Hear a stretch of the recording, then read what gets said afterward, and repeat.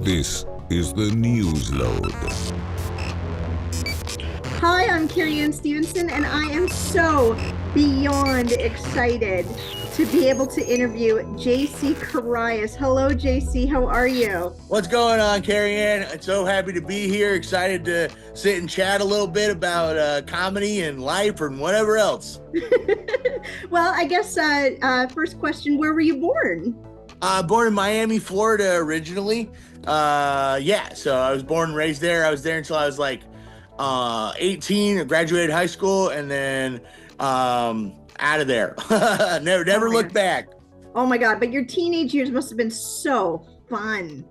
A little wild. Yeah. It was a little bit, it's a crazy city to grow up in. Yeah, I loved it. It was a lot of fun. A lot of, introduced to a lot of partying and stuff like that at a pretty young age because of it. Yes, introduced and then continued on into your college experiences. Absolutely. Yeah. University of Florida. They really encouraged it. Florida's a big, I think, a party state. And it followed me. It followed me out into my adulthood. There's a constant joke about if you have a birthday, feel free to Google Florida man your birthday, and every day something has happened in Florida that's very exciting. Yeah. Again, like it's one of those things where it feels like a separate place from the rest of the U.S.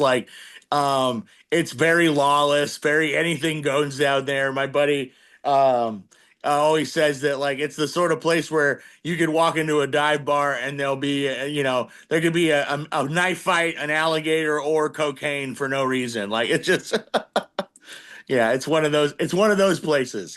Phenomenal. Phenomenal.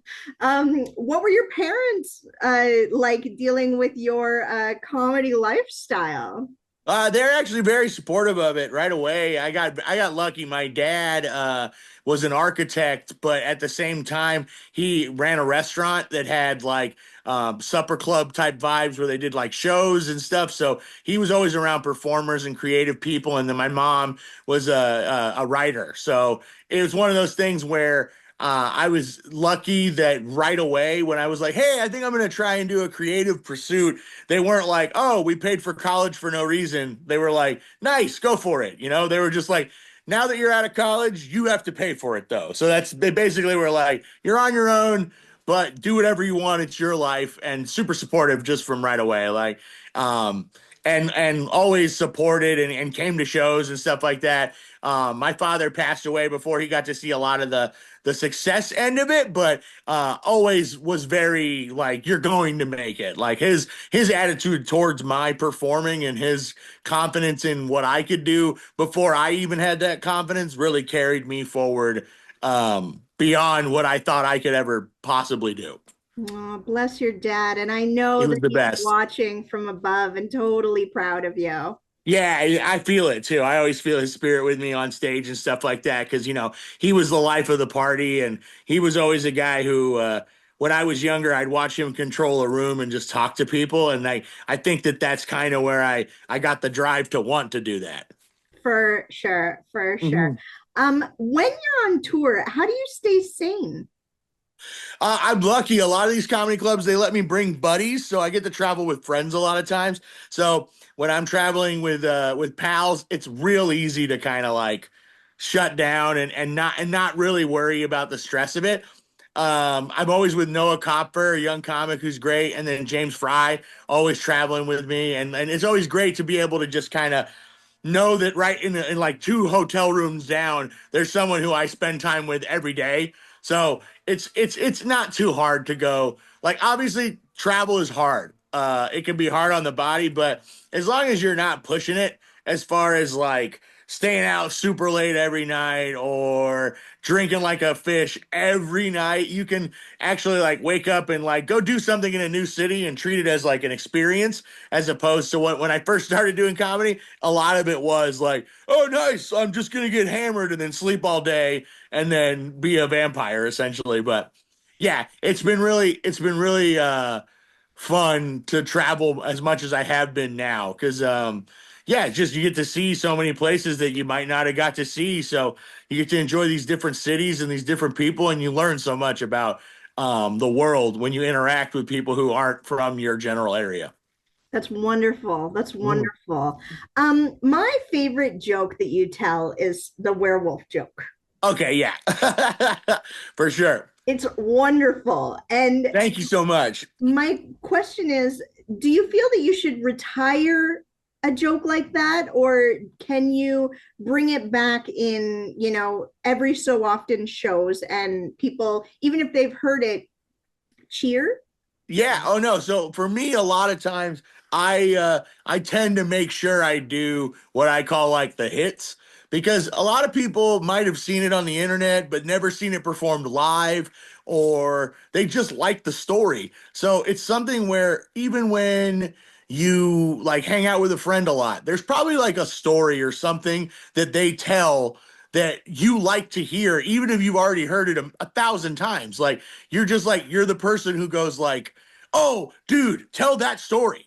Like, and then like, I think that there's people who bring new fans, like someone who loves my comedy comes with their friends, and they're like, "Oh, I'm excited to hear that story and to hear my friends perhaps hear that story for the first time too." So when I get the opportunity to do long sets, I try and work in as much new, different, fun material as I can because that's part of the craft. You have to grow, you have to write new material. But I try and make sure that I do like the big, like put a star next to them stories for fans as like a little reward. I think Bert Kreischer kind of showed us that for a long time, like that machine story that he tells. He does it every show, and he's been doing it to the point where he made a movie about it. I'm sure he still tells it at shows though, because people come to see that, you know? And he has to remove his shirt too. Yeah. Luckily, I have not made that part of my act. It's mostly the hair for me, so that's easy. That's easy. Absolutely. Your hair has its own character of Yeah, its it's a little own. wild right now, but it's not as crazy as it's longer than it's been in a long time. Do you use certain shampoos on it, products? Honestly, before getting with my current girlfriend, I had never even I mean, I washed and conditioned it, but it was the cheapest brand I could get. She takes care of it now. Uh, yeah, she like is like, okay, this is something that needs to be protected and loved.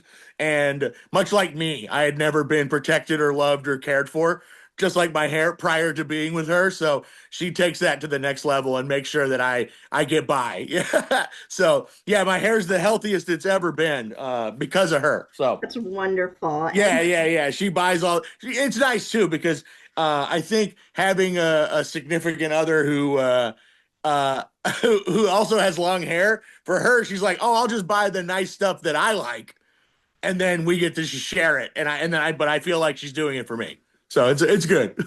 and do you take it on the road with you or take her on the road with you? Sometimes she comes along on the road with me, and then it depends. Like if I'm in a city for a long run, I generally will bring some sort of like she basically puts them in these little travel bottles for me.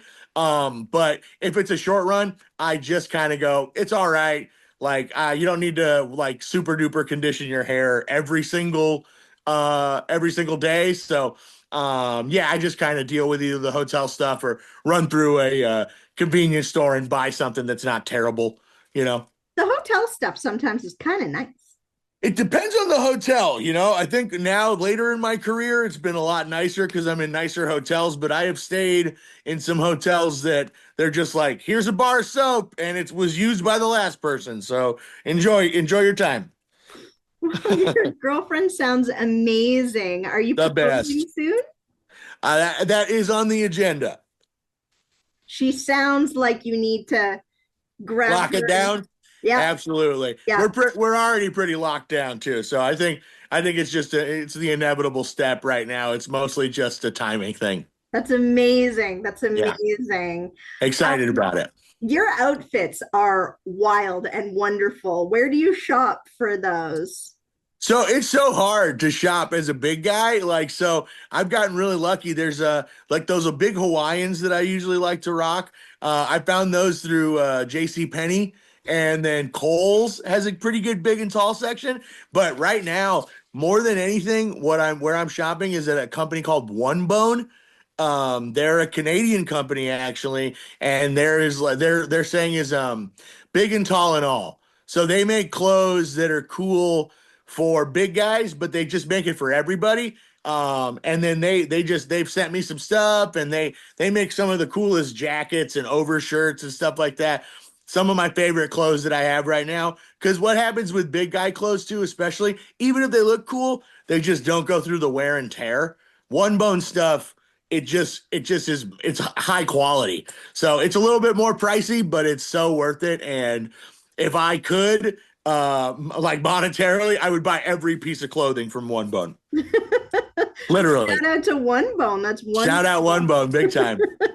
Do you run into football players and ask them where they shop too and such? Like, is that sort of a I conversation? mean, I don't run into a ton of football players, but I would actually like to converse with them more. I mean, I'm a huge football guy too, so anytime that I have interacted with a football player, I don't think I've got good questions ready. I'm just like, so like when you throw the ball, how does it feel? Like I'm just too excited about and scoring a touchdown is pretty cool, right? Like yeah, that's the sort of questions I get off for. So you get But starstruck, eh? big time, big time, big That's time. wonderful. Who's the Yeah. biggest celebrity that got you starstruck? Brad Pitt, probably pretty hardcore.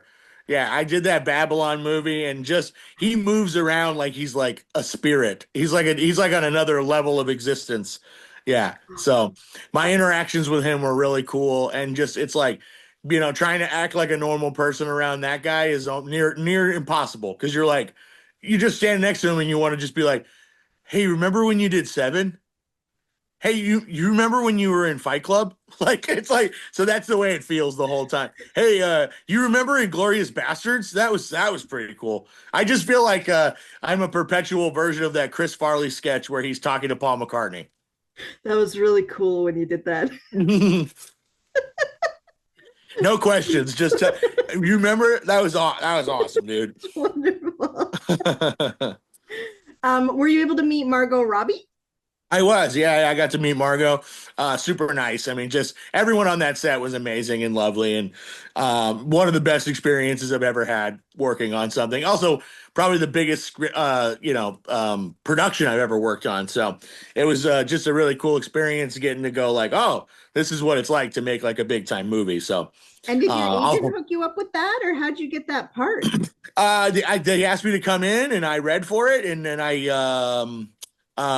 did like a chemistry read for Damien Chazelle, the director, with Diego Calva, who's the lead of it, and we just did a little read over Zoom. I was in Atlanta at the time, just kind of because I have a home in Atlanta as well, and I split time East Coast and West Coast, and yeah, I just did just a little over the Zoom with them, and then he told me I got the part, and we went from there. It was awesome. It was really cool time. I was on set for a while, and I know that the scene got cut down pretty significantly, but the time that I spent there was invaluable, and just I would call it the reps, like just being able to like, oh, I have to be. This is what it's like to be a professional doing this. So it was really cool to get the movie side of that. I'd already got to do a lot of cool stuff on television, so it was nice to be able to do something of that level on the big screen, and then take the family to go watch it at the theater. It's just a really fun thing. I have the first line